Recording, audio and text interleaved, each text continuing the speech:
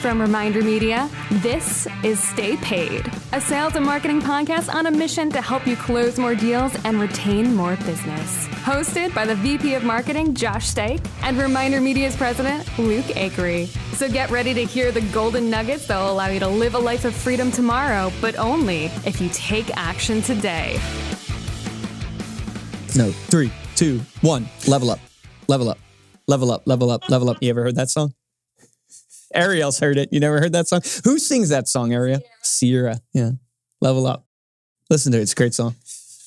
Welcome to another silver dollar episode of Stay Paid, where we're going to bring you the most actionable sales, leadership, marketing, and social media advice in 15 minutes or less. And today, as the title implies, Luke, we are going to be talking about the dark side of social media. The haters and the negative reviews. The stuff that keeps me crying. We're tackling this stuff head on. Social media and online reviews are wonderful tools of the time. We all reference reviews when determining whether to buy a product on Amazon or do business with a company. In fact, 93% of consumers say online reviews impact their purchasing decision and that the minimum rating they'll engage with is 3.3 stars, which actually seems a little high. Or it does seem high. Low. No. 3.3. No, I guess that makes sense. 3.3. Anything under 3, anything under you're 3? Questioning, okay. I think. All right. That's my personal opinion. Actually reminds me of, we interviewed Will Penney. Shout out to Will, avid listener of the podcast. But we interviewed him, and I believe he's one of the most reviewed, if not the most reviewed agent on Zillow. He was the most reviewed agent on Zillow in Ohio. Oh, in Ohio. That's what it was. So in the entire state, yeah, which is still And he said he's up to 93 reviews on Google. That's right. Yeah. And he set his eyes on a new platform. Yep. I talked to him the other night. He's really hoping that's going to pay dividends. He's already seeing that. And just a tip for everybody, if you don't have your Google profile, get your Google profile. And one of the ways to get that to show up is not only to get reviews, which we're talking about haters and reviews today, but you make sure you're adding your pictures and you're changing things on your Google profile constantly, because Google is looking at that to see if they're going to elevate you in the ranking. You know how you search for businesses in a town, a restaurant or something like that? What determines the ranking? It's reviews. It's, obviously how often they're posting pictures and stuff to their actual site. So anyway. No, that's a great tip. Not what this podcast is about. No, it's not, but we're going to talk about two different things here. So we've got negative reviews, and we've got, so these are reviews from people that you've done business with that you need to address. We're going to cover a little bit of how to do that, but maybe to start with, we're going to talk about the haters, because these are the people that they don't know you. They've never done business with you. If you're hate on you. If you're putting yourself out there on social media like you are, right? We kind of started this journey and where like you went from should be. You went from a couple hundred followers on Instagram to now you've got 19,000 on Instagram. You've got 17,000 on Facebook. Yep. More than that, your brand, your face is being viewed by 7.2 million, or being viewed 7.2 million times by 1.8 million people in the last 30 days alone. So these are people that have terrifying. No idea who you are. They have no idea who we are. And they're on our social media commenting. And basically, like, I feel bad. Sometimes I'm like, man, how does Luke do it? How does he take how does he take this? One of my favorite was we had an ad going. I mean, it's obviously targeting a real estate market. The person goes, take a for sale sign and shove it up your ass. What caused you to say that? I was like, oh, thank Who hurt you? I appreciate that. One other person was like, don't spam my feed with this vulgar ad, Darlene. It's so funny about how a magazine. It was like something about like, it's so funny how you scam and fraud people, Darlene. He kept calling me Darlene. And I was like, first off, it's weird that you're calling me Darlene. And second off, this is the weirdest, nicest, mean review that I've received. Well, how do you deal with it? How do you deal with it mentally? How do you deal with it action wise? Like, are you responding to these people? Like, so I definitely think you should respond, and we can get into that. But you got to be careful because it can't turn argumentative. Yeah. And not all of us are like Wendy's. If you want to just laugh like crazy, go and read Wendy's responses on Twitter. Their Twitter. Yeah. They're unbelievable. I wish I could be as good as the Wendy's social media people. They're just unreal. So if you have that sense of humor in you and you're able to own that brand, it's a great way to respond because it's hilarious and people will enjoy it. But in speaking of like the haters and the mentality, it does bother everybody. And I think anybody who says it doesn't bother them is lying. It's not human. Here's why. Because you put out content for people to enjoy. right? So you have to have this balance of you're trying to make this stuff, whether it's, especially when people comment negatively on your thought leadership, right? You're putting out stuff for those people you're putting out for people to enjoy, and it's feedback to you, and it can get you down. But the reality is, and this is what I found to play true, you maybe have experienced this, maybe you've heard it from other people, is look, the people that are hating on you are not even in the game. They're in the stands. That's the reality. If you think of this as like you're playing the game of capitalism, you're playing the game of business, you're out there doing something. They're not even in the game. Well, what's the quote? Like, no one that is further along than you is ever talking bad about you. Yep. It's always the people who are trying to get there. Like, no one who's more successful than you is going to try and bring you down. Yeah. No, it's so true, because people who have made it there, they actually know what it takes to make it there. Yeah. Everybody who's hating on you and think about it, they're spending their brain power. Those minimum sales no, I'm just kidding. But they're spending that brain power to literally take time to comment negatively about what you're trying to do. And a lot of times it's the most off the wall, stupid, hateful stuff. Also, there's trolls out there. So just be aware of the trolls. You put out a video on social media that's also really good from the standpoint of, I think you quoted Grant Cardone about this. Well, if you're getting hate, it means that you're getting seen. Yeah. Right? You're getting attention. Yeah. He said he used one time, which is an incredible example, is the Kardashians. Think about Kim Kardashian. Think about the Kardashians. They are some of the most popular influencers, reality TV stars, I don't know, Hollywood stars out there. Yeah. Probably half the country hates them. Right. It probably can't stand, make fun of their show, Keeping Up with the Kardashians. And look how popular they are. And Grant Cardone's famous quote, which is amazing, is one day they hate me, next day they love me, both days I get paid. Right. The reality is you are getting attention. And if you focus, here's what we have found. The more hate that is triggered, like I ran an ad where I got a bunch of hate on this ad, and people were just bashing the magazine and bashing like that I'm a scam and look at these coaches, all these things, right? That ad, I chatted Dan, our marketing director, and said, hey, check this ad, because even me, it was shaking me a little bit. Wow, look at all this hate I'm getting. Maybe this ad's not working. It was our lowest cost per lead? It was our lowest cost per lead. Our lowest cost per lead, and we were running, I think, 69 ads at that time. And it's our lowest cost per lead. What does that teach you about marketing? Yes, people are hating on you, but it stopped the other people and looked, and they got engaged with that convo. And then they started looking in, and they can form their own opinion. Yeah. So the hater has their opinion, but the other person can form their opinion, and it got them to take interest. And then they go, no, I actually like this. Let me request a sample. I love the ones where the clients jump in and they start defending. Oh, that's some of the best. They start coming to our defense. And it really is that idea of everybody wants a tribe. Everyone wants something to have an opinion about.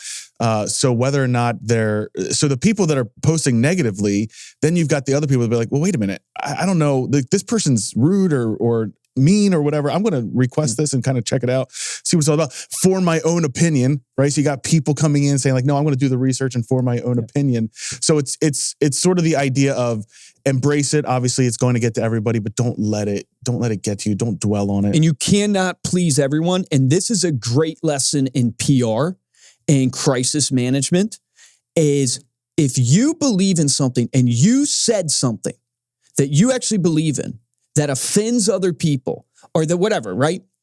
You need to actually, if you believe in that, don't back down. Stand up for that, because what happens is when you back down, this is a lesson in leadership.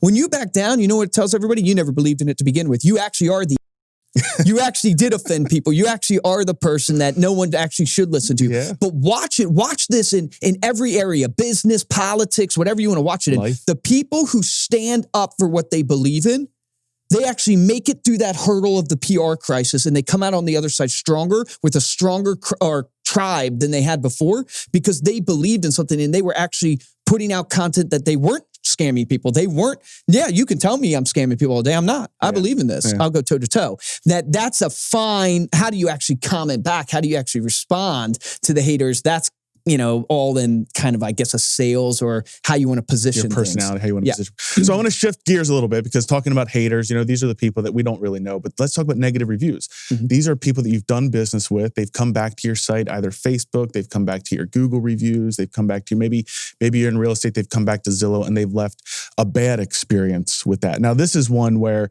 you don't want to take the mentality that we were talking about and get silly with them or try and get snarky with them. You want to respond to people. Yes. And I think a lot of times what people do is they say, okay, if I ignore the negative reviews, maybe that won't call more attention to them. Maybe Facebook won't put it higher up on the most relevant review list. So people kind of naturally back down from that. But we really want to encourage, as a business, you need to be responding to these negative reviews. And then more importantly, you've got to understand, you're not just responding to that client, you're responding to every other person that sees that is reading that review. Yeah, no, I would agree with you 100%. You got to respond. That alone is going to separate you because so many businesses don't respond. Yep. And we got comments even on our Black Friday from our ads and stuff. So apply this even past your review. We try our hardest. Now, we get a lot of comments based upon how many ads we run and stuff we put out there. We try really hard to respond to everybody. Oh, yeah, we had shifts running all weekend long, just making sure we're responding to everybody. And we get so many compliments from people going, wow, you guys are really on top of it. So it just is. That was the biggest change over this last weekend that we did it, because we were so on top of the responses this time that the amount of people that said, and these were clients saying oh man, I wish I hadn't missed that deal. Yep. Right. So then we're responding to them, hey, we've got a couple of things going on. We'll DM you real quick. And then the response to them, I can't believe the service that you guys just gave to me. That's amazing. I'm so glad to be part of this ReminderMedia. Yep. And all just from responding. Yeah. Responding fast. So speed to response, I think, is important. I also think you got to look at it and go, look, people want to see not necessarily that you admit that you screwed up, because one of my most frustrating things, and we could talk about this a little bit about, with clients, and you guys will probably identify this, their perception and what their understanding is a lot of times off from what really happened. And I know that sounds strange, but it's the truth. It's the amount of times where a client thinks we charged them when we didn't, or a client thinks that something happened when it did not happen. Get us mixed up with another business. Yeah, get us. It's very frustrating. But what people want to see is an ownership of the situation. You want to own that situation. And the idea is you're trying to move to a solution. And if you can present that well in your response, we're on it by speed of response. You're not hiding from it. And then you don't have to necessarily admit, yes, you're correct in how you're, accusing the company right now. But you can say, hey, our goal is to never have anybody have a bad experience. Yes. That's what we thrive for. I appreciate so much the feedback. We're on this and we're going to take care of you. That, I think it obviously brings down the guard of that person who's commenting. It gets an immediate response there, but the other eyeballs that see that one is what's your goal and what you're thriving for. A lot of times what I comment too, just as a sub point for people, is I thank them for pointing out the feedback. And I'll tell them in messages a lot of times too is, hey, this is how our business improves and gets better because there might be a hole in the process. And thank you for helping us fix this hole in the process. We really appreciate it. And then we extra take care of them, right? We fix their problem, maybe give them something else on top of it. Yep. But I think it's an ownership of the comment, ownership of the situation. And I think what you're saying when it comes to the solution, working as quickly as possible towards the solution. We even have an internal hotline now. If we get a comment or someone leave a review as a client that we need to address, we're trying to get them on the phone, take that conversation offline as quick as possible so that we can create that solution, then go back. So we're still replying to the review or the comment in a timely fashion, but make sure that when we go back to that comment section, we already have a solution in place for that client. That's going to do a couple different things. And we've seen this happen multiple ways. They either change their review. Yep. Right? They'll remove the review entirely, or they'll comment again, specifically if it's a thread, they'll comment again that these guys called me, they took care of it right away, and they had a solution. Yeah. So think about that. If you're solo, you want to make sure you're getting on the phone, helping those clients resolve it as quick as possible so you can get back online and reply publicly. If you've got a team, set up a bat phone, set up a text message chain, set up something where you can text your team, hey, we've got to take care of this ASAP so that I can get back and make sure that I've addressed this publicly. Yeah. And then obviously if you're a bigger company, listening to this, you're going to have to build in like escalation processes. So for us, as we've gone over time, it's really hard now that we have, tens of thousands of clients. It's really hard to give that personal service where people feel like they're the only one. And so that's going to be built into your escalation processes and how your speed of response is. Like you're talking, we created a chat group with Facebook comments, those type of things. We have escalation processes based upon the severity of the situation, what that person, like think about this if you're a real estate agent with a team. Does your person who's on your team know what they can give and do if a bad review happens? Yes. And it's like, that's the issue with businesses as they scale. I have the power to do anything, right? In the sense of I can refund, I can do all that stuff. But a customer service rep, they don't have that power. So they're trapped. And that's where a lot of the frustration comes from, is there's a bad review. The customer service rep doesn't have but so much power. They don't know what to do and what they can offer. If there's no process in place, then they're talking to 3, 4, 5 different people. They feel like they have to get to a higher level person. It's a terrible experience. You can solve all of that by literally having mapped out, if we get a bad review, this is exactly what we do. Yeah, 100%. And so then the last tip that we'll give you is go on the offensive, right? Encourage positive reviews. So make sure that your ways to do that, you can email your past clients, letting them know that you love to hear from them. Encourage them that you're just looking to get their feedback and their honest review of working with you. Build in a review process into your post-transaction process. So whether that's a review link, make sure you're focusing on a single platform. So we talked about how Will Penney focused on Zillow. Now he's shifted his focus to Google. So whether that's Facebook or Google or Better Business Bureau, make sure that whenever you're including that link, you're focusing on one platform at a time. It'll distract you too much if you try and get them all over the place. We actually have to turn our review focus to Google. So I told the team, I said, we got to turn our review focus to Google because we've done a great job at getting Facebook reviews from our clients, but really getting it on Google. And go back and listen to that Will Penney podcast because he actually talks about how he built that review process. He was very intentional in getting those reviews on his Zillow account. Well, I would tell people reviews come from doing the unexpected, right? That's how you create raving fans, but it's also how you can create upset fans as well. So it's like, what happened? So the reason why I state that is why did you get a bad review? Because the unexpected happened to them. Meaning they expected something else and got a different experience than what they were expecting. Yeah. And so what is the best way to get positive reviews is do the unexpected in a positive light. What's the best way to guard against negative reviews is to set the expectations at the beginning of your working relationship. If you set the expectations with people, they know what they're about to walk through. And when I read real estate agents, specifically the bad reviews they get, so often it's really not the real estate agent's fault, except for they didn't set good guidelines of communication, good guidelines of this is how I update you, this is what happens.